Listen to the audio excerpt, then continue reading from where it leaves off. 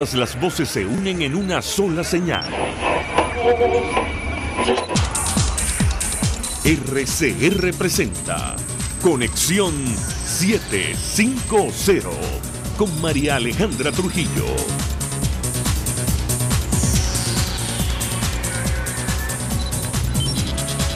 Muy buenas tardes, amigos de Radio Caracas Radio.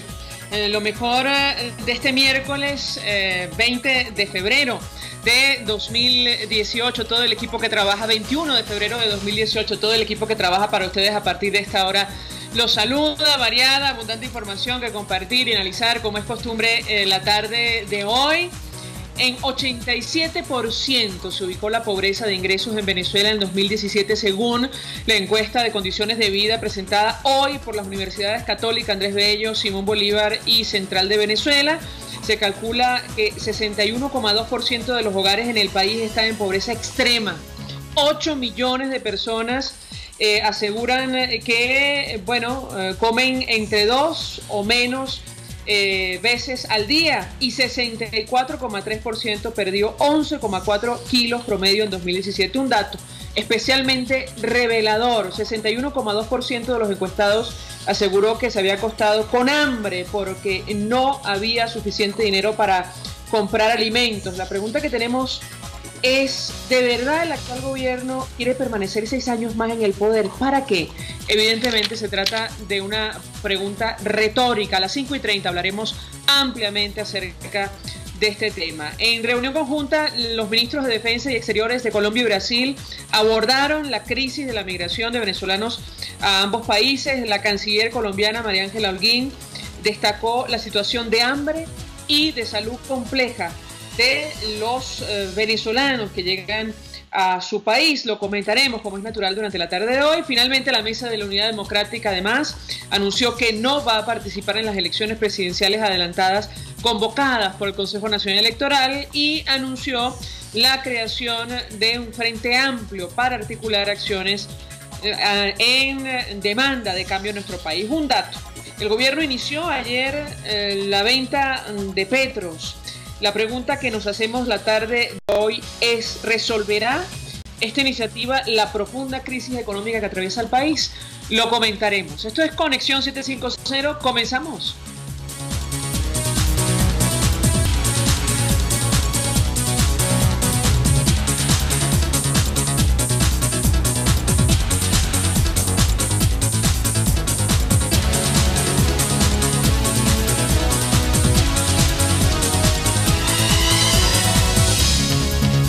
¿Qué está pasando en este país?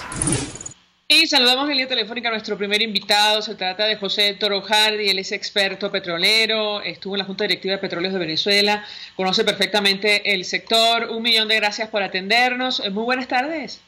María Alejandra, muy buenas tardes. Qué gusto de estar contigo nuevamente. Un gusto conversar con nuestro invitado. Yo le pedí una primera valoración acerca de lo ocurrido el día de ayer, el inicio de la preventa de esta moneda que ha creado el Ejecutivo, denominada el Petro. Hay baja expectativa en el mercado. El gobierno dice que ha vendido cerca de 700 millones de dólares. ¿Qué puede comentarnos? Lo escuchamos. Bueno, mira, es bien difícil entender por qué el gobierno sigue adelante con esta iniciativa. Obviamente parece una especie de medida desesperada para tratar de bypassear las sanciones de los Estados Unidos, pero varias cosas quisiera estipular. Primero, esto no es una criptomoneda.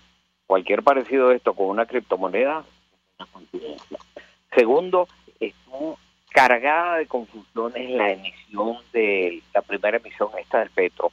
Las criptomonedas en general se basan en un white paper, que se llama un prospecto, que se emite con todas las condiciones. El 31 de enero de este año, el gobierno había publicado el white paper correspondiente al Petro, donde se decía que iba a utilizar un blockchain, que era el mismo blockchain, la base de una criptomoneda muy conocida que se llama el Ethereum, que es la segunda más conocida del mundo después del Bitcoin. Pues bueno, a última hora, ayer, resulta que no salió en la base de Ethereum, sino en una base de NEM. El gobierno dice que firmó un acuerdo con NEM, pero el presidente de NEM está diciendo que ese acuerdo no existe, que es una base libre. En tercer lugar, pues el gobierno venía diciendo hasta el momento que cada petro iba a estar respaldado por un barril de petróleo en la faja del Orinoco. Eso era inconstitucional, por cierto, porque tanto la Constitución como la Ley Orgánica de Hidrocarburos establecen que las reservas del subsuelo son imprescriptibles e inalienables. Entonces después dijeron que no, que esto iba a estar respaldado con el valor de un barril de petróleo pagado en bolívares. Pero bueno, ¿bolívares a cuánto? A tasa de ICOM. Nosotros todos sabemos que el está depreciando aceleradamente como consecuencia de la inflación brutal que puede existir, que va a existir, que existe ya en Venezuela, y eso por supuesto le quita valor a la garantía. En cuarto lugar, esta es la primera criptomoneda, si es que esto fuese una criptomoneda emitida por un Estado. Hasta el momento nunca lo han sido, y el gobierno insiste en que el hecho de que esté emitida por un Estado le da más bien garantías, le da seguridad, y probablemente eso sería así si el Estado que lo emitiese fuera Suiza o el Reino Unido o algún Estado que sea fiscalmente serio, pero aquí lo que es un inmenso déficit fiscal, el valor de la unidad monetaria nacional, que es el bolívar, fue destruido a base de emisiones enormes de dinero sin respaldo por parte del Banco Central para cubrir el déficit fiscal. Por otro lado, el gobierno ahora, lo cierto, y perdón que interrumpa a nuestro invitado, es que sobre este punto hay una discusión abierta porque aparentemente los distintos manuales que ha publicado el Ejecutivo Nacional dejan claro que los venezolanos no pueden acceder con la moneda nacional, con bolívares, para comprar esta moneda que ha creado el gobierno venezolano. Yo quisiera su comentario acerca de este tema y la confusión que se ha generado. Lo escuchamos. Bueno, evidentemente el gobierno lo que quiere es recibir divisas y por eso no se lo permite a los venezolanos comprar en bolívares. Sin embargo, la garantía que antes se había dicho que iba a ser un barril de petróleo de la faja del Orinoco, ahora dice que es en bolívares. Me imagino que es el valor equivalente en bolívares. Supongo que el valor equivalente en bolívares a tasa de ICOM, que es la única tasa que en este momento aplica el gobierno. De manera que no se le permite a los venezolanos comprar pagando en bolívares el petro, pero en cambio la garantía que el gobierno pretende dar a los petros es en bolívares. Ahí hay una contradicción muy fuerte. Esto es muy difícil que este tipo de operaciones pueda tener éxito, porque está cargado por todos lados, por donde uno lo ve, está cargado de ilegalidad y de inconstitucionalidad. Ahora, muchos analistas presumen que incluso la Asamblea Nacional así lo ha denunciado. Esta operación la inicia el gobierno para permitir, una serie de transacciones poco claras. Y yo quisiera también su opinión acerca de este tema, al margen de la ilegalidad, porque como usted ha dicho, coloca como garantía la riqueza de nuestro país, contraviniendo lo que establece la Constitución, incluso la Ley de Hidrocarburos. ¿Pero qué puede comentarnos? Bueno, sí, ciertamente la Asamblea Nacional por lo pronto empezó por declarar al petro ilegal e inconstitucional, y una de las razones por las cuales esto se hace es porque más que una criptomoneda, esto parece más bien una suerte de título de la deuda pública, pero para que un título de la deuda pública pudiese emitirse, tendría que estar respaldado, de acuerdo con el artículo 312 de la Constitución, por una ley de crédito público, que no solo no ha existido, sino que más allá de eso, lo que ha hecho la Asamblea Nacional es declarar ilegal el petro. De manera que es muy difícil que esto pueda tener éxito. Sin embargo, lo que sí parece es que el gobierno va a tratar de imponer, por ejemplo, a acreedores del gobierno, decirle o le pago el petro o no le pago. A PDVSA, decirle venda parte de su petróleo que se lo pague en petro para que alguien tenga que comprar los petros. Estas cosas pueden ocurrir, pero estas cosas hechas de esa manera, traídas por los pelos, por calificarlo de alguna manera, están condenadas generalmente al fracaso. Ahora, decía el diputado José Guerra que tenía la impresión que el gobierno quería prácticamente sacar de circulación el bolívar y utilizar ahora esta moneda. Yo quisiera su comentario al respecto, si en la práctica es posible. Ciertamente ayer en esta rueda de prensa el presidente de la República decía que iba a permitir, si no obligar, al uso del petro para distintas transacciones puertas adentro en nuestro país. ¿Qué puede decirnos? Bueno, en primer lugar, si es que lo que el gobierno pretende reemplazar el bolívar por el petro, yo lo comprendo porque ha logrado destruir el valor del bolívar y ahora probablemente quiere de alguna manera u otra reemplazarlo. Pero el problema es que la Constitución Nacional establece taxativamente que la unidad monetaria de la República Bolivariana de Venezuela es el bolívar. No tiene el gobierno la libertad de reemplazar esa moneda con otra, más allá de decir, sin cambiar la Constitución al menos. Ahora, más allá de eso, hay que entender que el petro se maneja en la web, no es un papel que se emite, no es un billete, no es una moneda. Entonces, eso difícilmente le llega a la población. Por ejemplo, cuando se dice que la gasolina en las bombas fronterizas va a tener que ser pagado en petro, bueno, yo me pregunto, ¿lo podrá pagar en petro quien carga un laptop en ese momento en la mano y entonces pueda acceder, porque esto nada más se moviliza en la red, pueda acceder a través de una internet a su cuenta, al blockchain donde puede hacer el pago? Esto no está al acceso de los ciudadanos comunes y corrientes. Esto es una cosa tecnológicamente muy avanzada, pero también muy compleja, y que nada más se maneja, vuelvo a repetir, de manera digital a través de la web. Ahora, yo le pregunto a nuestro invitado, nos hacíamos la siguiente inquietud al inicio, sabemos o intuimos la respuesta, pero en todo caso, ¿este tipo de medidas van a resolver en algo la profunda crisis que atraviesa nuestro país? Francamente preocupaba y mucho los datos que daban a conocer hoy las universidades en el marco de la encuesta de condiciones de vida, la ENCOVI, el empobrecimiento progresivo de la población, producto, entre otras cosas, del proceso hiperinflacionario. ¿Esta medida va a tener algún impacto o no en lo absoluto? No, claro que no. Esta medida está únicamente diseñada para que el gobierno pueda bypassear las sanciones que en el ámbito financiero ha impuesto los Estados Unidos, que no le permite a los bancos financiar, darle préstamos ni a la República ni a PDVSA, a las instituciones financieras en los Estados Unidos. Entonces, lo que pareciera que esto está diseñado es para poder, a través de colocación de petro, obtener alguna forma de financiamiento. Es muy difícil lograrlo por esta vía, porque las criptomonedas se basan en que haya confianza, y es muy difícil que esto genere confianza en nadie. Bueno, por las características. Incluso, mira, dos hechos fundamentales. Creo que te lo comenté al principio. Cuando se emite una criptomoneda, junto con él se emite lo que se llama un white paper. El white paper es, digamos, la descripción de cómo va a ser, el prospecto de cómo va a ser esa moneda.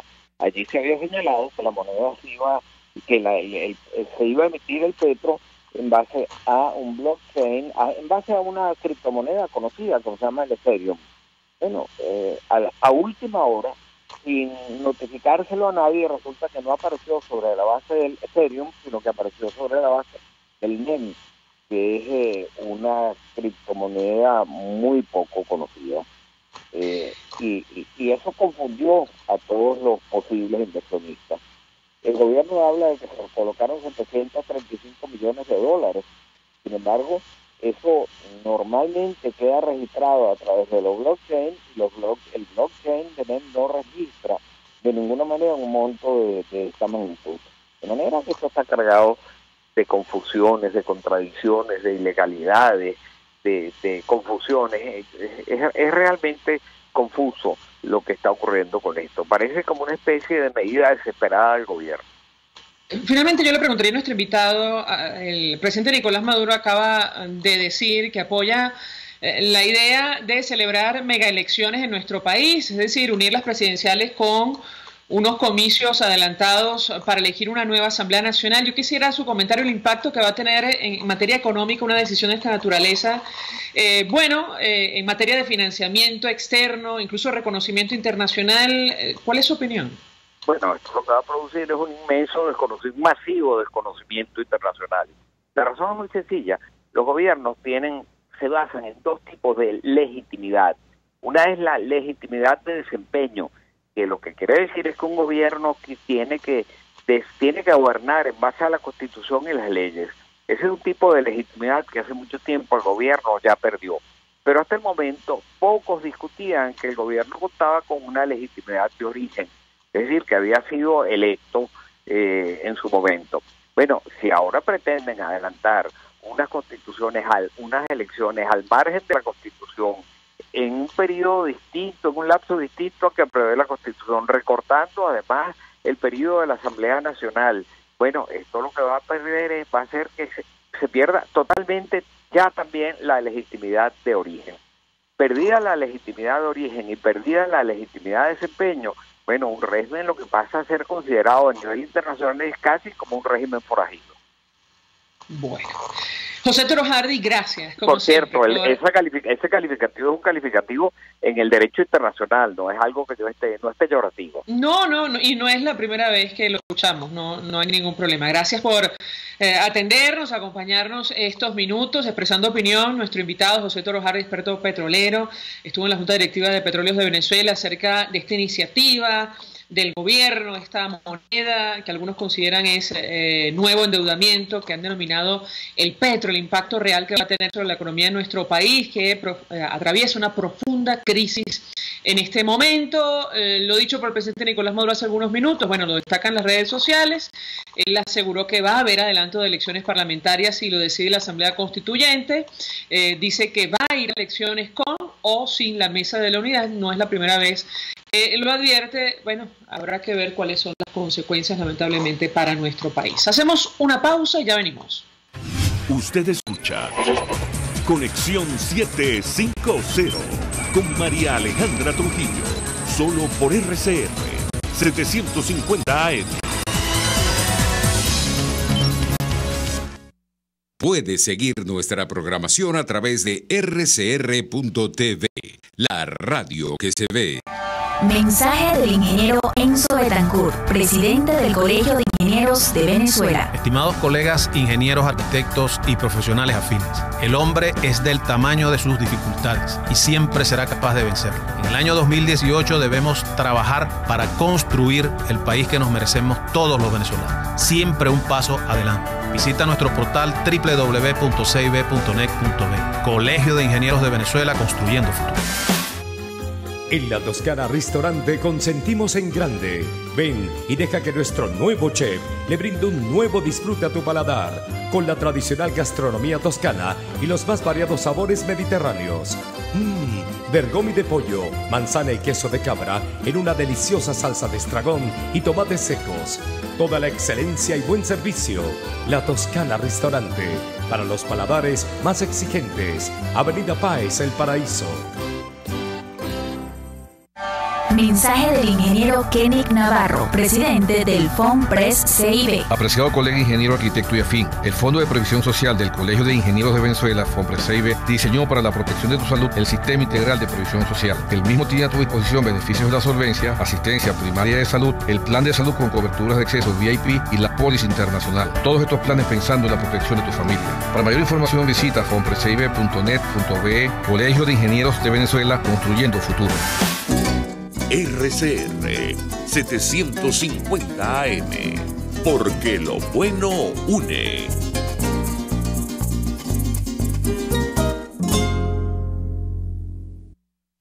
El poder de la comunicación en tus manos. Conexión 750 con María Alejandra Trujillo, solo por RCR 750 AM. Continuamos, amigos, en Conexión 750 y lo dicho, los medios de comunicación destacan a esta hora las declaraciones del primer mandatario nacional. Maduro plantea hacer elecciones legislativas el día de las presidenciales. Sí, bueno, la comunidad internacional no reconocía los comicios adelantados a la presidencia de la República. Bueno, ustedes supondrán cuál va a ser su posición en torno a una iniciativa de esta naturaleza, que además, bueno, contraviene la Constitución, incluso la voluntad popular expresada masivamente en el año 2015. Los comicios presidenciales están pautados, dice el Nacional en versión electrónica, para el próximo 22 de abril, en conjunto con las legislativas. Hay algunas reacciones ya a esta hora en las redes sociales. Por ejemplo, el diputado Julio Borges ha escrito lo siguiente: Nicolás Maduro, con esta farsa de la mega elección, usted se está suicidando, tiene los días contados. Ha escrito, insistimos, el diputado de Primero Justicia en su cuenta en Twitter. Hoy hubo reunión de la comunidad internacional en torno a lo que ocurre en nuestro país. Brasil y Colombia reforzaron relación ante la inmigración de venezolanos que llegan en situación de hambre y una salud comprometida, según lo decía la propia canciller de Colombia. Para conversar acerca de estos temas, saludamos en la línea telefónica a Milos Alcalay, fue embajador de Venezuela ante Brasil, donde se celebró este encuentro, también embajador en varios destinos. Gracias, como siempre, por atendernos. Muy buenas tardes. Muy buenas tardes, María Alejandra. Contento de estar en tu programa. Un gusto conversar con usted, embajador. Le pedí una primera valoración acerca de lo que puede ser la reacción de la comunidad internacional frente a un anuncio como el que acaba de hacer el primer mandatario nacional. Él plantea sumar las elecciones presidenciales adelantadas que han sido rechazadas ya por varios países con unas legislativas y también aparentemente habló de municipales que ya se acaban de celebrar. Quisiera su comentario en torno a este tema. ¿Lo escuchamos? Bueno, en primer lugar, demuestro una vez más que lo que existe aquí, perdona, es un golpe de Estado continuado. Y eso lo va a ver la comunidad internacional. Porque, como tú muy bien señalabas, si no aceptó unas elecciones anticiparlas por unos cuantos meses, con más razón, unas elecciones anticipadas por varios años. Este no es un régimen parlamentario, este es un régimen presidencialista y es un régimen rígido que la Constitución establece el mandato de los parlamentarios electos. De manera que es un verdadero golpe de Estado. No puede unilateralmente el jefe de Estado convocar ni una Asamblea Nacional Constituyente fraudulenta, un proceso electoral que no está establecido en la Constitución. Lo que va a hacer es aislar cada vez más a Venezuela y es una situación en la que el cinismo de una actuación te muestra el verdadero rostro totalitario, dictatorial de un régimen que piensa que puede hacer lo que le da la gana. Las elecciones de ser en abril tendrían que elegirse los candidatos a parlamento, primero que es inconstitucional convocarlo, pero el segundo es muy fácil para el PSV designarlos a dedo, sencillamente pueden mañana ya sacar la lista, cosa que en una unidad de diversos partidos no pueden hacer, ni deben hacerlo porque no está contemplado en la Constitución. De manera que una vez más la comunidad internacional reaccionará negativamente ante este golpe de Estado continuado.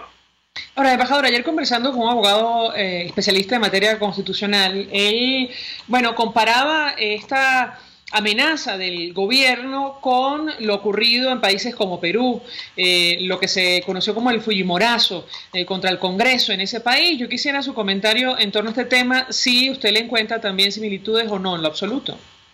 Bueno, hay algunas diferencias que en el caso nuestro es mucho más grave, porque el Fujimorazo, el tratar de utilizar unas elecciones en un momento en que el prestigio de Fujimori estaba alto por toda la lucha contra el terrorismo, violó la Constitución. En este caso no, en este caso es utilizar los mecanismos con un colapso económico, social, nunca visto ni en Venezuela ni en América Latina, y el nerviosismo lo impulsa a que con mecanismos fraudulentos y con el atropello al electorado tratar de barrer con todo lo que es ese sentimiento que mayoritariamente es contra Chávez. De manera que es mucho más grave y además es continuo porque es la Asamblea Nacional Constituyente, porque es el rechazo a establecer un referéndum revocatorio, porque es el escoger de una manera absolutamente fraudulenta a los gobernadores y a los alcaldes, y ahora con esta nueva situación, unilateralmente, sin hablar con los partidos políticos,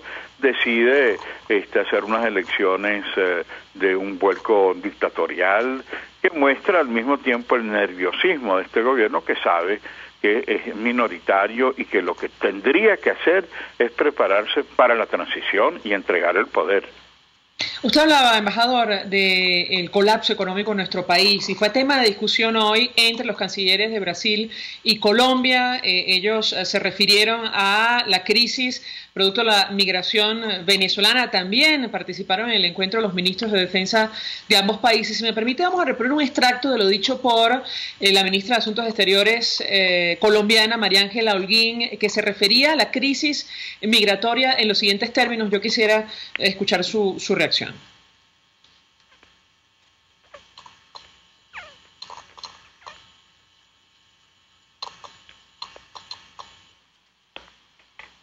sí, vamos a tratar de rescatar este sonido de ahora sí, la escuchamos. Y la situación que está viviendo Colombia y que está viviendo Brasil y otros países de la región en menos proporción sobre la migración venezolana, pues era un tema relevante para esta reunión. Nosotros queríamos oír y aprender de lo que ha hecho Brasil en la región de Roraima con los migrantes venezolanos que tienen, y queríamos compartir con las autoridades brasileras lo que venimos haciendo en Colombia, y creo que es fundamental.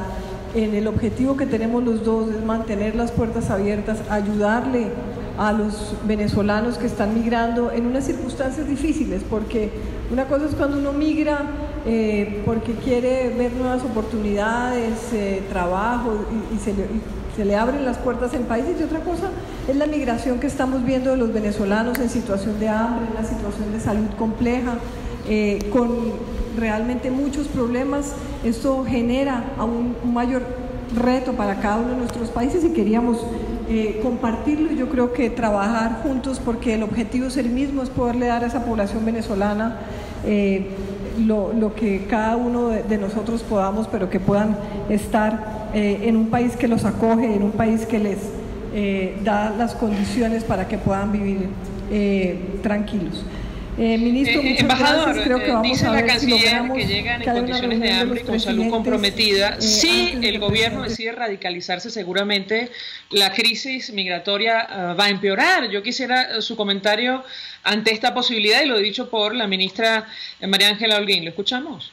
Sí, comenzaría señalando que a mí me da profunda tristeza de ver cómo ha evolucionado la situación entre Venezuela y Brasil, Venezuela y Colombia.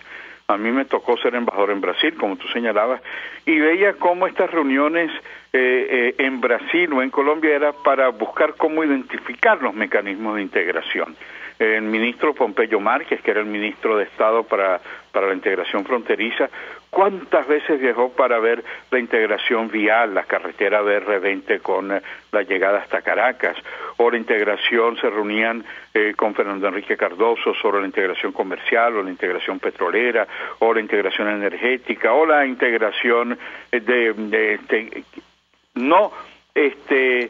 Venezuela, sino sobre Venezuela, y hoy en día es contra una realidad. Qué triste que se reúnan los dos vecinos nuestros en Brasil para acudir a un problema que ya no es venezolano, ya no es solidaridad con la violación de los derechos humanos, sino frente a un impacto de una emigración que uno ve las fotografías y lo que da ganas de llorar.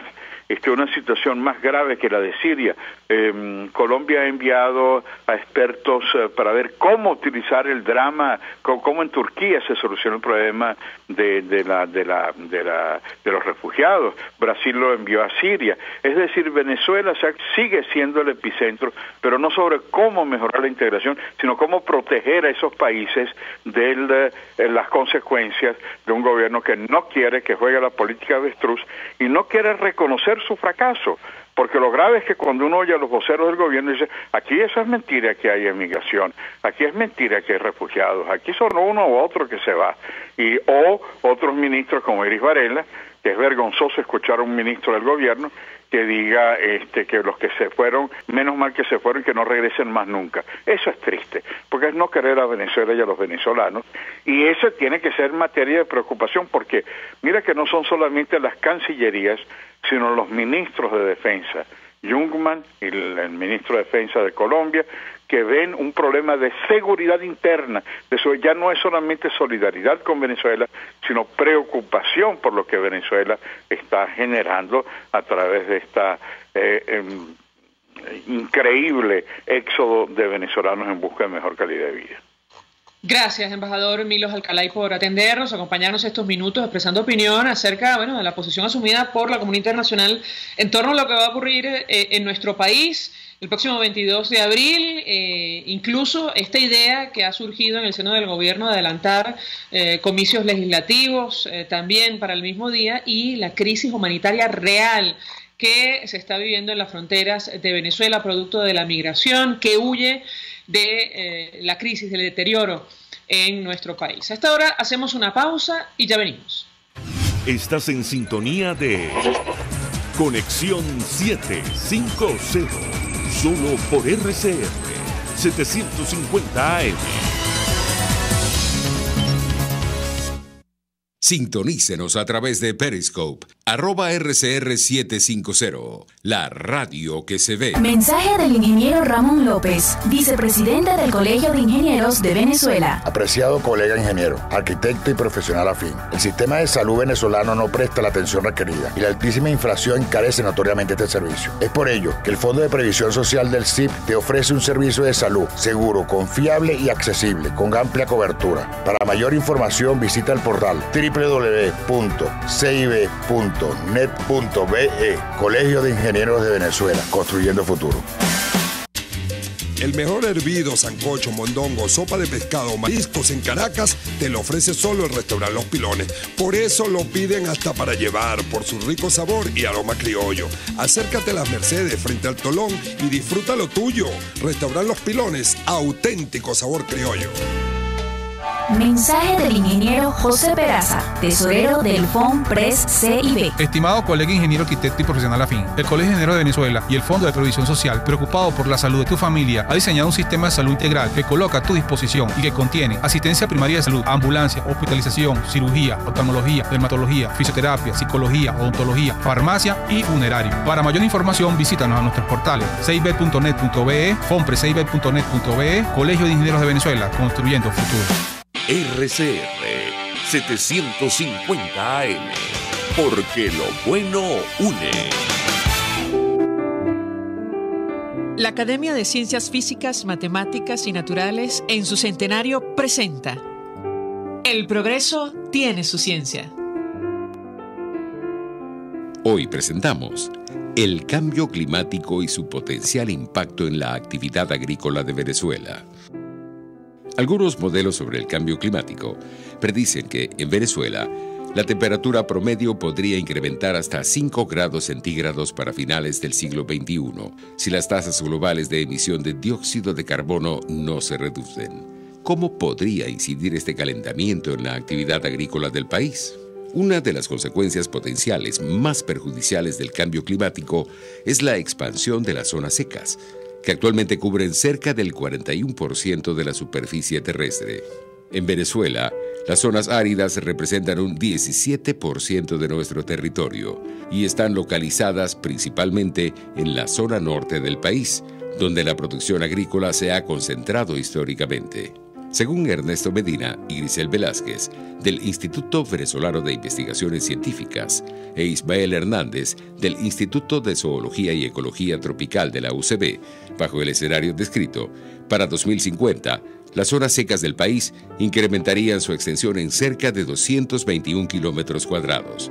Es decir, estas zonas cubrirían 42% del territorio nacional, lo cual traería como consecuencia un cambio en las superficies cultivables de algunos rubros agrícolas. Por ejemplo, en el estado Portuguesa, líder en producción de arroz, maíz blanco y caña de azúcar, todos estos cultivos de alta exigencia de agua, se proyecta que para el año 2050, 68% de su territorio estaría cubierto por zonas secas. La intensificación de la sequía va a requerir de la reubicación de algunos cultivos hacia zonas en donde se puedan satisfacer sus requerimientos agroecológicos. El Estado está en la obligación de apoyar las investigaciones que permitan definir las estrategias de mitigación de los impactos del cambio climático. El progreso tiene su ciencia. La Academia de Ciencias Físicas, Matemáticas y Naturales en su centenario presentó El progreso tiene su ciencia.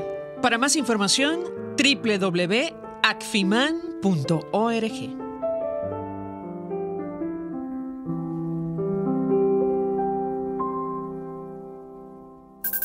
La integración más importante de estaciones de radio latinoamericanas en el Informativo Solar.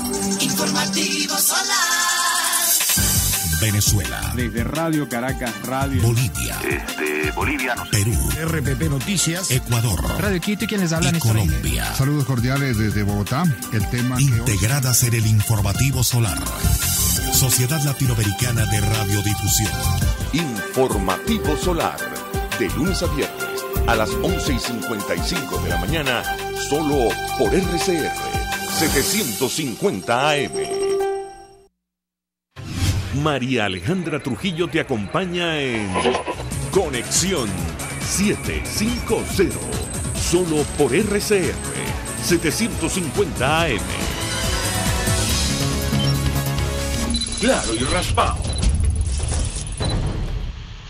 Continuamos, amigos, en Conexión 750 y lo dicho, hoy nos tocó escuchar y ver los datos de las distintas universidades en el marco de la encuesta de condiciones de vida de 2017 en nuestro país. Entre otras cosas, nos han dicho que en 87% se ubicó la pobreza de ingresos en Venezuela el año pasado. Se calcula que 61,2% de los hogares en el país están en pobreza extrema. 8 millones de personas, aseguran que comen 2 o menos veces al día. 64,3% perdió 11,4 kilos promedio en 2017. Y hay un dato especialmente elocuente al que hacemos referencia al inicio del programa. Es que el 61,2%, 6 de cada 10 venezolanos, aseguró que se había acostado con hambre porque no había suficiente dinero para comprar alimentos. Y como decía el profesor médico Marino González, se trata de datos de hace 6 meses. Seguramente la situación ha variado producto de la hiperinflación. Saludamos en la línea telefónica a nuestra siguiente invitada en esta parte del programa. A ella le tocó tomar la palabra para hablar acerca de la alimentación. Se trata de Marianela Herrera. Ella forma parte de la Fundación Bengoa. Gracias por atendernos. Muy buenas tardes. Buenas tardes, María Alejandra. Pues un gusto conversar con nuestra invitada, mucho interés de conocer los detalles de la encuesta de condiciones de vida, sobre todo en materia de alimentos. Comentamos algunos datos y nos llamó poderosamente la atención este número que entiendo registraron 6 meses atrás, y es que 61,2% de los encuestados aseguró que se había acostado con hambre porque no había suficiente dinero para comprar alimentos. ¿La escuchamos? Sí, fíjate, esa pregunta forma parte de lo que es el módulo corto de la escala alimentaria que se utilizó, de la escala de seguridad alimentaria que se utilizó para evaluar el estado de este indicador en los hogares venezolanos. Entonces, cuando vemos este dato dramático y cuando nosotros lo ponemos en el contexto de los grupos focales que nosotros hemos realizado en diferentes comunidades por otros estudios, y cuando la gente nos ha referido que realmente muchas veces se acuestan sin comer y se acuestan a dormir para que se les olvide un poco, para que no vivir esa experiencia tan dramática que es irse a dormir sin cenar, sino que se acuestan en un intento como de olvidar eso. Es lo mismo como al levantarse, fíjate que la comida más omitida es el desayuno. Profesora, perdón que la interrumpa, vamos a tomar la llamada internamente. Me parece que está haciendo feedback por alguna razón. No sé si la profesora tiene la computadora encendida. Vamos a tomar la llamada internamente y preguntarle, si no, volvemos a llamar. Nos interesa mucho la explicación que tiene que darnos. Tuvimos la oportunidad de seguir la rueda de prensa a través de las redes sociales y ella explicaba con detalle cada uno de estos datos que son números pero que reflejan la realidad y se traduce en vidas humanas. 8 millones de personas, advirtieron que comían 2 o menos veces al día. Y más del 60%, lo decíamos al inicio, aseguró que había perdido 11,4 kilos de peso en promedio el año pasado. Y como decía el profesor, el doctor Marino González, estamos hablando de datos de hace 6 meses, por lo tanto la situación seguramente es un poco peor, producto de la hiperinflación. A ver si la tenemos nuevamente y la escuchamos con más claridad. Profesora Herrera, todavía no, ya me indicarán internamente, pero entre otras cosas destacábamos, el índice de pobreza. Esta es una situación francamente inédita desde que se hace esta encuesta. 87% de los venezolanos están en pobreza en nuestro país, estaban el año pasado, hace 6 meses, insistimos, esto hay que decirlo porque la situación cambia rápidamente producto de la hiperinflación. Profesora Herrera, adelante, la escuchamos. Sí, no, y comentábamos que el 20% de las personas referían que no desayunaban, es decir, el desayuno es la parte que más la gente se está saltando, ¿no? La comida que más se saltan los venezolanos.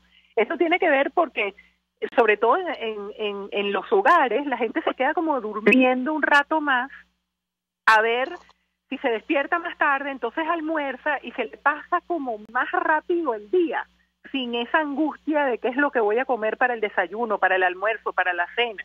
Entonces estamos viendo estrategias de sobrevivencia que la gente está utilizando y bueno, y vemos el deterioro evidente que lo marcan los 11 kilos en promedio que la gente ha perdido en el último año. Realmente un drama lo que estamos viviendo. Ahora, a propósito de los alimentos que comen los venezolanos en este momento, usted hace referencia al respecto. Ahora mismo hay una situación delicada por el tema de la yuca amarga. Es un alimento venenoso que la gente, bueno, come producto de la desesperación. ¿Qué puede decirnos? ¿La escuchamos? Sí, fíjate que justamente hemos visto un cambio en el patrón de intención de compra de alimentos. Antes teníamos en el primer lugar nuestra tradicional harina de maíz precocida que ha sido sustituida por el arroz. Esto tiene que ver también con lo que viene en las cajas CLAP, estoy segura, porque el contenido de arroz y de otros productos, que además es variable porque varía de una caja a otra, tenemos la tendencia a ver más arroz que harina de maíz precocida, además hecha en el país, que es la que está enriquecida con las normas de enriquecimiento que exigen nuestras regulaciones.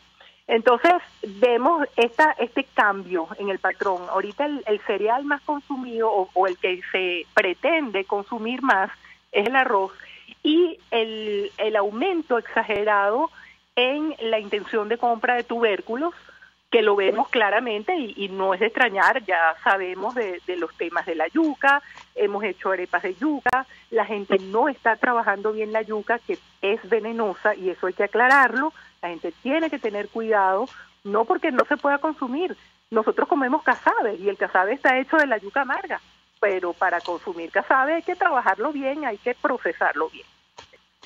Ahora, yo le pregunto a nuestra invitada 482-9750 para su participación, porque también destacan, bueno, es abundante la información que afortunadamente han logrado recolectar las universidades para saber lo que está ocurriendo en nuestro país, pero el tema de las misiones es especialmente importante porque entendemos a la luz de la data que ustedes recogieron que se ha reducido el número de personas que tienen acceso a las misiones, sin embargo, se ha incrementado el número de personas que accede a este tema de los CLAP, que tampoco llega con regularidad y que en algunos casos es el único acceso a alimentos que tienen algunas familias, lo cual explicaría lo que usted comentaba anteriormente, ¿correcto?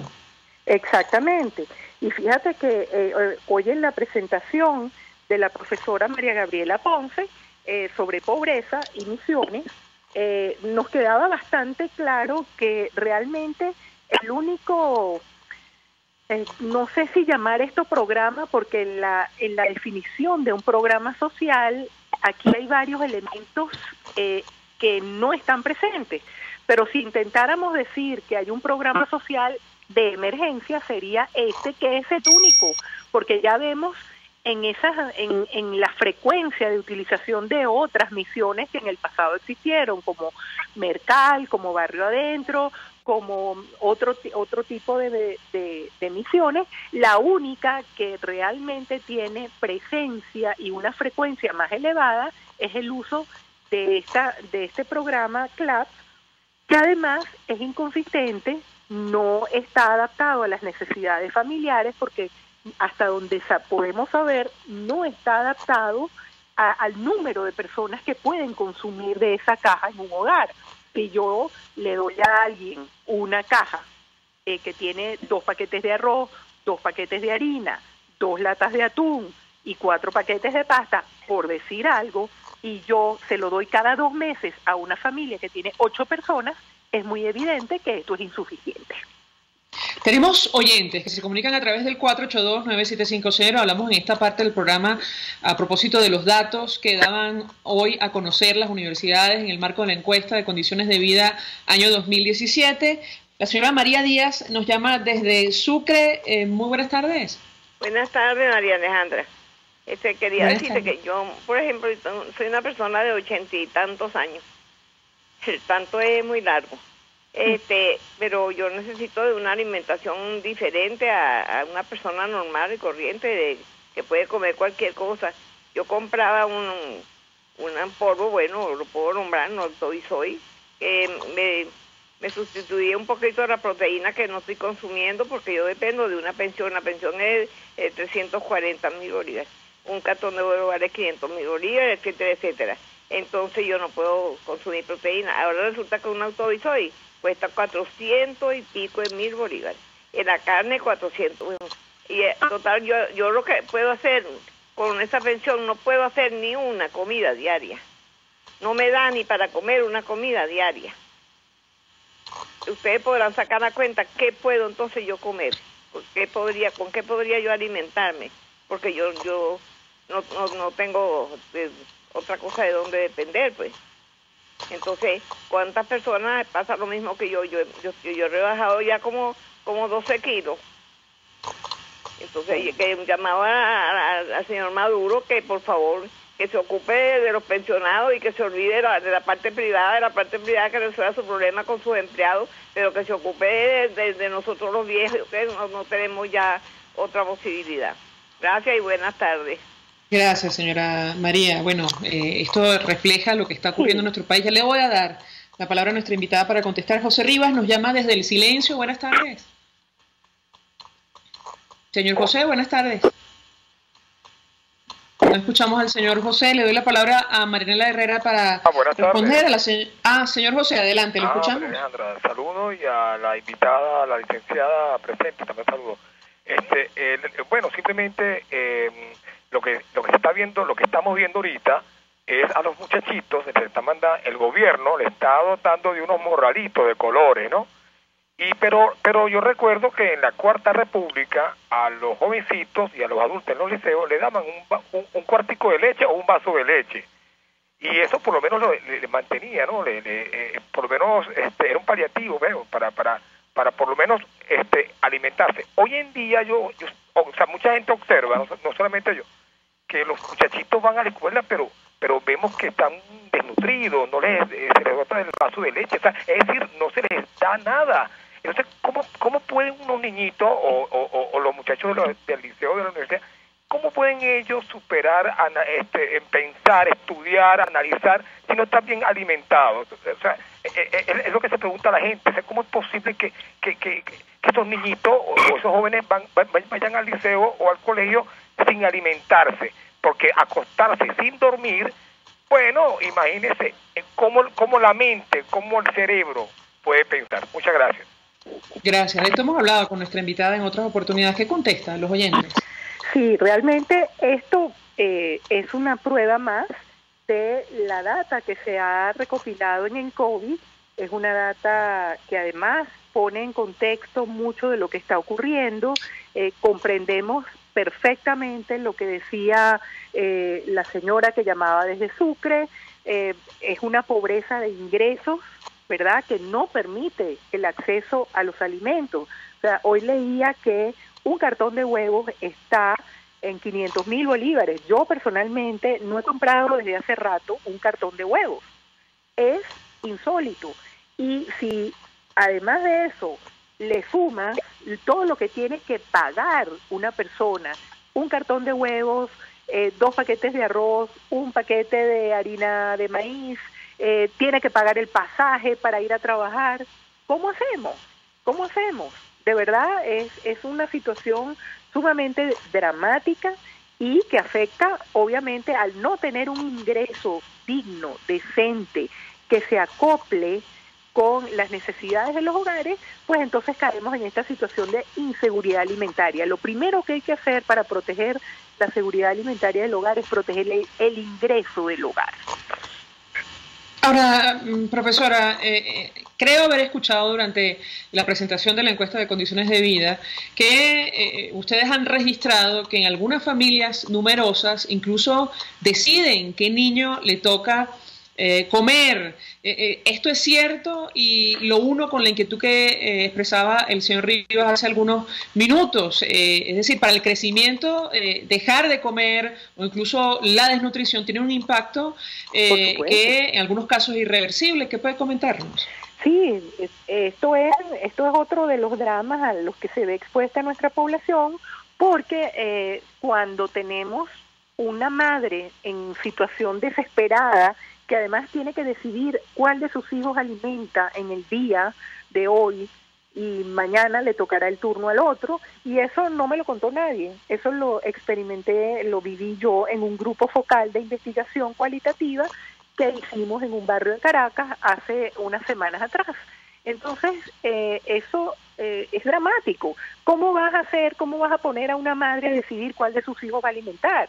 Esa madre lo que necesita es sentarse a compartir la mesa familiar con sus hijos, porque además la mesa familiar es un momento único, es un momento donde se conversa, donde se establece un hábito, donde se establecen y se consolidan las relaciones intrafamiliares, y donde se hace prevención de muchas cosas. La gente que cena 1 o 2 veces por semana en familia tiene menor riesgo de caer en drogas cuando los niños son adolescentes, por ejemplo. Eso se perdió en Venezuela. Se perdió el deber ser, se perdió el conocimiento de lo que es el plato familiar. Doctora Marilena Herrera, gracias, como siempre, por atendernos, acompañarnos. Es médico, es profesora en la Universidad Central de Venezuela, forma parte del CENDES, de la Fundación Bengoa. Hoy le tocó turno de palabra durante la presentación de la encuesta de condiciones de vida de las universidades Católica Andrés Bello, Simón Bolívar y Central de Venezuela. Hacemos una pausa y ya venimos. Escuchamos Conexión 750, solo por RCR 750 AM. Puedes seguirnos en nuestras redes sociales. En Twitter, @RCR750, la radio que se ve. Mensaje del ingeniero Enzo Betancourt, presidente del Colegio de Ingenieros de Venezuela. Estimados colegas, ingenieros, arquitectos y profesionales afines, el hombre es del tamaño de sus dificultades y siempre será capaz de vencerlo. En el año 2018 debemos trabajar para construir el país que nos merecemos todos los venezolanos. Siempre un paso adelante. Visita nuestro portal www.cib.net.be. Colegio de Ingenieros de Venezuela, construyendo futuro. En mi cochinito favorito, la carne de cerdo la puedes pedir cruda o lista para llevar a tu casa y disfrutarla con tus amigos y familiares. Pide todo con sus acompañantes tradicionales y de postre, las exquisitas fresas o melocotón con crema. En las Mercedes, calle Nueva York, te espera mi cochinito favorito, carnoso, jugoso y sabroso. Mensaje del ingeniero Kenick Navarro, presidente del FONPRES CIB. Apreciado colega ingeniero, arquitecto y afín, el Fondo de Previsión Social del Colegio de Ingenieros de Venezuela, FONPRES CIB, diseñó para la protección de tu salud el Sistema Integral de Previsión Social. El mismo tiene a tu disposición beneficios de la solvencia, asistencia primaria de salud, el plan de salud con coberturas de acceso VIP y la póliza internacional. Todos estos planes pensando en la protección de tu familia. Para mayor información visita fonprescibe.net.be. Colegio de Ingenieros de Venezuela, construyendo futuro. RCR 750 AM, porque lo bueno une.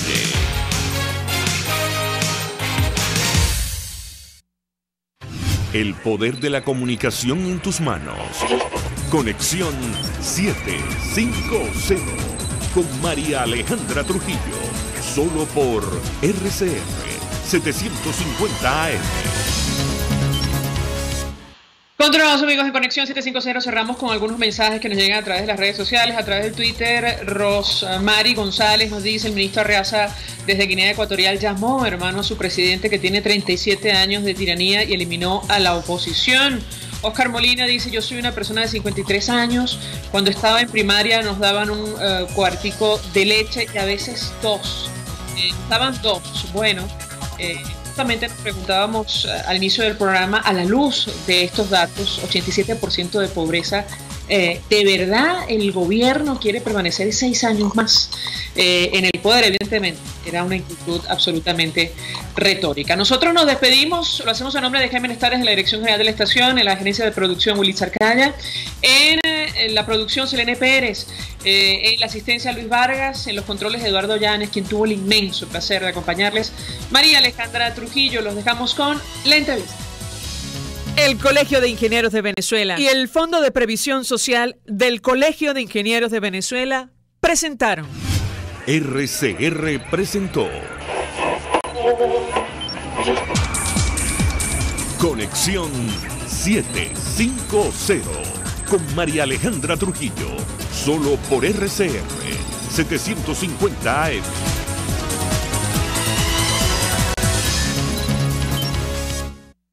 El siguiente espacio educativo va dirigido a niñas, niños y adolescentes. La Fundación Bancaribe para la Ciencia y la Cultura presenta Los hechos, las personas, las ideas que tejieron y cambiaron nuestra historia. RCR presenta Historia Portátil, una producción nacional.